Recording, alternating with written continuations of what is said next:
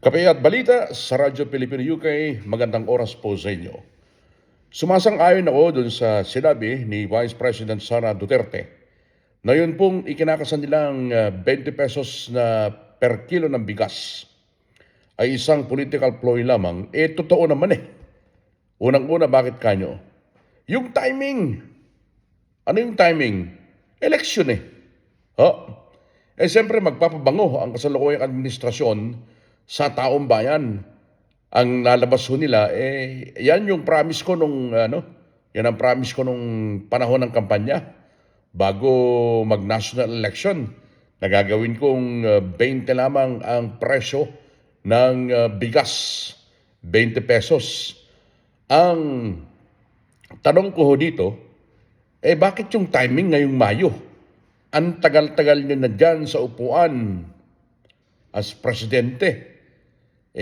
Halos mahigit 3 taon lamang natitira sa inyong tungkulin. Ngayon lamang ninyo gagawin ang 20 pesos per kilo na bigas na noon pa ninyo dapat ginawa noong unang-una kayong naupo.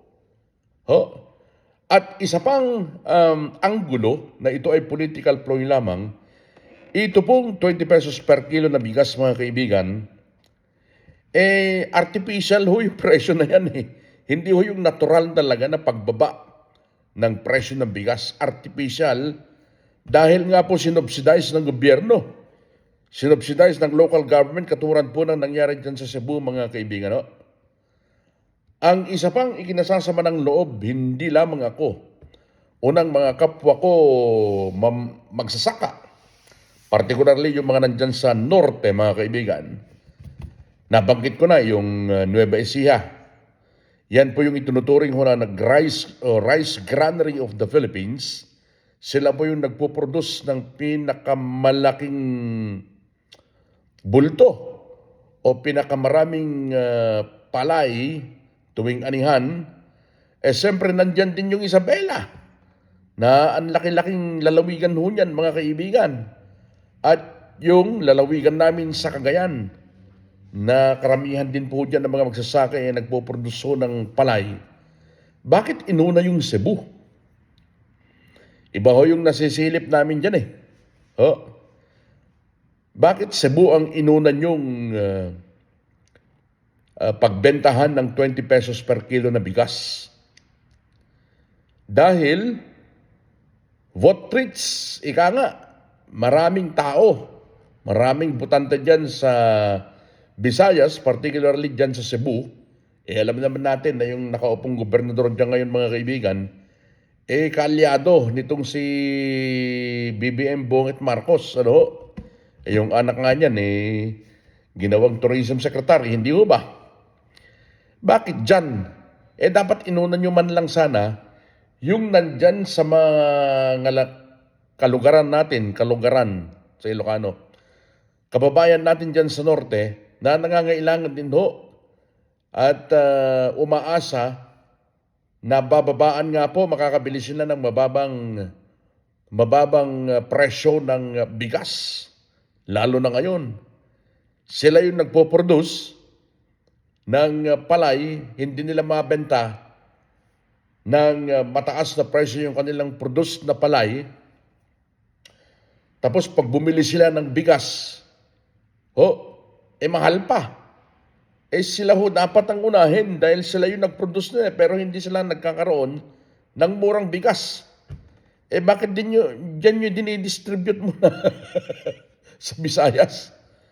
Dahil bot rates ho dyan, mga kaibigan, at gusto nilang supilin kung yung mga surveys, malakas ho ang mga Duterte dyan, mga kaibigan, So, ibig sabihin, nagpapabango yung alyansa ni Bongbong Marcos dyan sa Visayas. Mga kaibigan, ito yung isa pa. Pinayagan ng Commission on Elections ang pakiusap ng Department of Agriculture para pa rin dyan sa 20 pesos per kilo na project ng gobyerno na i-exempt doon po naman sa election ban, mga kaibigan. Baka kasi magamit ho ito mga kaibigan ho ng mga politiko sa pamimigay nila ng ayuda, kasama yung mga bigas na yan, no? 20 pesos per kilo. 20 pesos per kilo, proyekto ng gobyerno para sa inyo yan. Isasama sa binibigay nilang ayuda mga kaibigan, no? So di ho ba nakapagtataka? Hindi ba kayo nagtataka na yung COMELEC pinayagan ito? Pinayagan itong proyekto ng Department of Agriculture under Marcos administration na i-exempt doon po naman sa election ban mga kaibigan. Merong binabanggit dito na ilang exemptions na hindi dapat isabay ito sa pamimigay ng ayuda. At sa kapag ka namigay, o nagtinda ng 20 pesos per kilo na bigas, wala dapat dyan yung mga elective officials. Sino ba yung mga elective officials na yan? Yung mga tumatakbong mayor, tumatakbong congressman, tumatakbong governor. Pero, masusunod kaya dyan o puro drawing lang?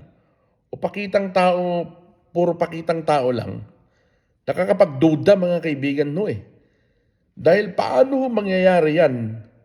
Samantalang ito nga Cebu mayors can now start withdrawing bags of rice from the Cebu provincial governor o government so that the selling of rice at 20 pesos per kilo can immediately start on Monday sa darating po na Lunes. Paano ho ninyo sasabihin na bawal ang mga elective officials yan? Yung Cebu government nga yung Cebu government nga halos atasan yung kanilang mayors na pwede na nilang simulang mag-withdraw ng bags of rice mula dyan sa Cebu Provincial Government so that the selling of rice at 20 per kilo can immediately start on Monday.